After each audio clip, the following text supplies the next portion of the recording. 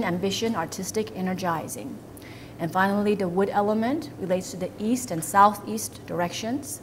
The green, teal, sage, olive colors, the materials of bamboo, wood, rattan, and fabric. They're very vertical, tall lines and forms. The numbers 3 and 4, and relates to growth, scholarship, fame, diligence, and motivation. So they can be integrated in many different ways. I call it seamless integration. Everything on your body fits together perfectly. In your home, it should be similar, exactly similar. It belongs, it feels right. So we can integrate all of these 5 elements through the materials, colors, motifs, pattern, into your upholstery, window coverings, the furniture, lighting, textures, symbols, accessories, plants, art, and sculpture. Let's take a look at our home environments. Encoding nature into anatomy of your living space. I use the word anatomy because the best way to think of this is simply to think of the house literally as an extension of yourself. The ceiling, the roof represents our mind, our head, our thoughts, our intellect. The walls, our clothing, our skin, what embraces us. The doors, what lets in air, what releases toxins, lets us aspirate, lets us breathe, lets us take in new energy. The energies of the floor, we come into contact with the earth all the time. It's the most broadest horizontal surface. It offers us support, stability. And all the different rooms in your house are simply like our organs. And energy must flow to every single one of them in order for them to be strong. The furniture, the art, all the fun things we want to do in interior design, that is just like the food we eat. So what do you want to eat? Organic foods, greens, healthy. We want lots of oxygen. So in our homes, do we want to eat cheap decoration, plastics, bad materials, poorly designed? No, we want natural, organic materials. We want beautiful, inspiring designs. We have canes, wood, natural woods, fabrics, and we have plants. These are all wood element, rattan, all wood, cork. Then we have earth materials, ceramics, marbles, granites, glass tiles, stones. Those are, and glass are all earth materials. Then we have the energies of metal. So we see metal furniture, metal in our fixtures, metal in our accents, and lighting, and sculptures, and furniture. And finally, we have 2 more elements, fire and water. Not easy to build with water and fire, but in terms of the actual element, bring in fountains, the imagery of water, the aquariums, and so forth. We can bring that in. And lighting is usually fire. Fire is light. So the water motif, as you can see here, circles. The colors blues, grays, blacks, sailboats, fish, turtles, swirling of water, wave patterns, the scales of a fish pattern, and kois. So all of these are water elements. And these are just simply fabric samples, so you can start to see how easily it is to incorporate these into a pillow, an accent, duvet, curtains, and so forth. Fire motif, red colors. The fire motif, as you know, was pointed flame shapes, so the diagonals, diamond shape, points, curls, heart shape, all of these all represent fire elements. Earth. Earth is, if you find your life is very hectic, non-stop, chaotic, and you need to be more grounded, stable, supported, and nourished. When you're taking care of everybody else except for yourself, you need to bring more earth into your life. So you might find these are the natural motifs you're attracted to because you need it. So the earth motif, as you know, earth is what we call square, flat, rectangular. The number of numerology is 8. So you see all these patterns have squares, checkers, plaids, octagonal shapes, all relate to the earth element. The metal motif. The metal motif here relates to this number 6. So you see honeycomb shape, snowflake shape. Dragon represents metal. It's energy for power, for leadership, for order, for a system. So you see crown, you see stars, represents the heavens, and so forth. So if you need more leadership, then you put those. The wood motif. it belongs to the plants and trees and flowers. So usually very floral. If you require more growth, expansion, mind focus in your studies, you want to bring in more of the florals and the vertical lines of stripes. So the first one we talked about is the ceilings. Ceiling represents our mind, our mental well-being, our concepts, our intellect. So different colors can be incorporated. Here we have a purple ceiling, and that is related to the fire element. They put it here in the kitchen area. So it's the area where we call people family gather to share love, to share conversation, to bring more warmth. This one here, we have a black ceiling, and black represents creativity, movement. Then in blue ceilings, anytime you feel stagnant, you want to use the blue or lighter ceiling. If you have children who are having problems focusing at school or studying, you might want to try painting their room blue color. Opens up their mind, calms them down. Here's some other ones. You can put murals and paint the actual sky. This one's an octopus here, and this was in a restaurant. So octopus represents number 8, so it's an earth element incorporated in here. And it's purple, fire. Fire promotes earth. So you have two complementary elements being used here. And then in many hallways, usually there is no windows, especially in large hospitals, corporation, buildings, apartments. And you see how the creative they have now is by putting this, these are not skylights. These are actually fluorescent lights with a sky template on them. So it looks almost exactly like the sky. We see here in a school, they have this benefit. This is an example of bad Feng Shui. You do not necessarily want to have this as your ceiling mural. As you can see, they are smoking, so they are really just digging their own grave here. Now our walls. Our walls are like our clothes, our skin. They are immediate, just like the clothes we wear, immediate response, immediate effect of our image of a room, our perceptions of a room. And there's many different ways to treat our walls. I think of walls as canvases. You can do anything to it. And most of us do not. We leave our walls blank. And what happens is, then we become blank. We have no inspiration. So, do something with your walls.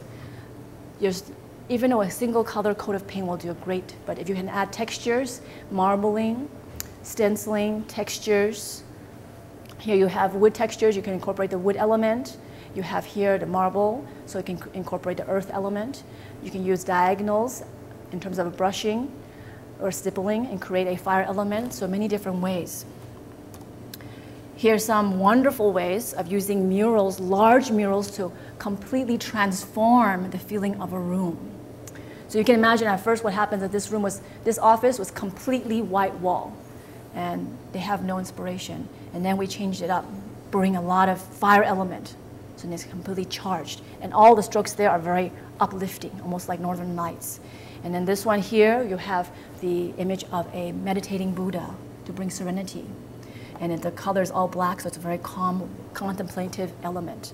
And in this room, there's a very elegant use of a mural to hide a protruding corner. Any type of structure is just protruding into a room. It can have a, we call, negative or oppressive effect on a person sleeping here or working here. But by painting this wall, it more or less creates an illusion. So you see, that corner more or less disappears. Wallpaper. Here you have the vertical elements and these florals. This is all wood element, very vertical. The next one over is an example of a fire element, diagonal lines, the flame shape. And then here you have the hexagonal shapes, which metal element. Here you have heart-shaped, but in the water element. So there's a fire element and water element together. That one is squares, and it's earth element with the blue water element colors. And finally here you see circular shapes all along the wallpaper as water element. Other applications of our walls, decals, what I call now wall tattoos. So encode very positive messages into your room. For transformation, butterfly, even use words. This one says, believe in yourself, wish for the stars and the moon, dare to dream without limits. Next one is, home is where love resides, memories are created, friends always belong, and laughter never ends. Flooring. So just like our walls, we can do many different things to our flooring. This is a wood floor where you have the inlaid wood, and this is the strong wood element with the florals. You can paint, that actually on top is a painted wood floor, stone floors, and the earth element repeated earth stone and earth pattern, all the squares. And this one here, it actually is a floor mural. So you will walk into a koi pond in this room. I want to show you different elements of lighting so you can start to understand what type of lighting do you have and what type of associations it has and possibly what type of influence it might have on you. So this is lighting, many different types of lighting. Lighting creates different atmospheres in our room. This one creates a very soft glow. It's a lotus-shaped lamp, and lotus represents enlightenment, peacefulness, awareness. It's a fire element. And then here, the black lampshade with the circular is very strongly water element lamp. The one below that is also circular, blue color, another water element. And below that, this floor lamp with all the circles. Again, all three are different forms of the water element. Next over, we have some fire element lamps, the rocket ship and then the lantern. And this triangular or pointed shape of this table lamp as well. On top here, we have the crystal chandelier with the ceiling pendants. And these are very metallic.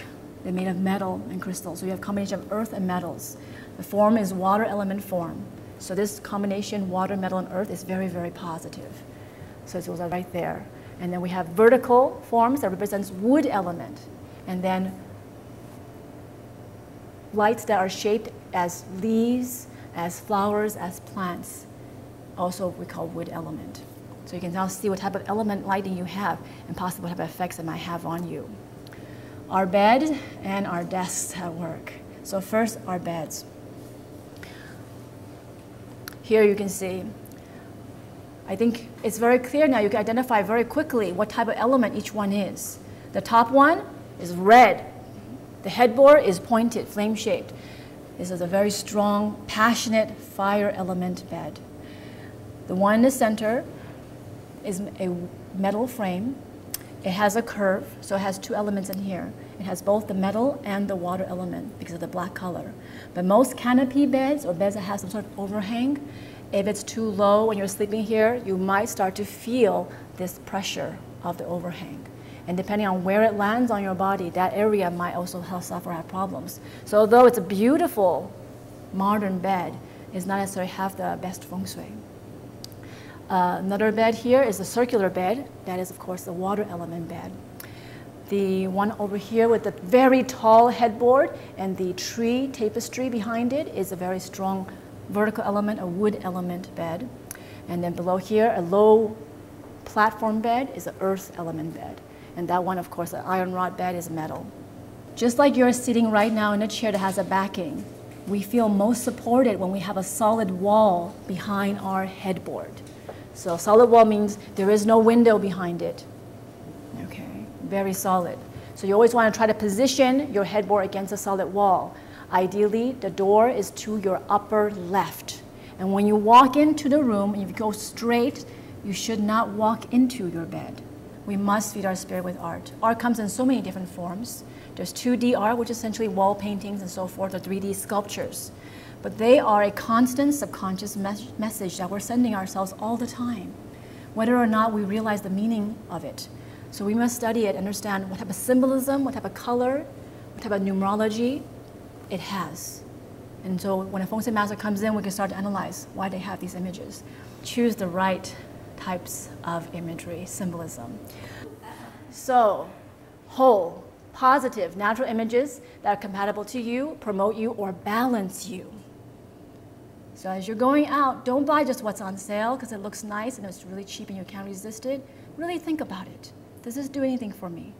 That way we do not create waste, clutter, and meaninglessness in our life. So surround yourself with positives. Find out what your compatible promoting images are.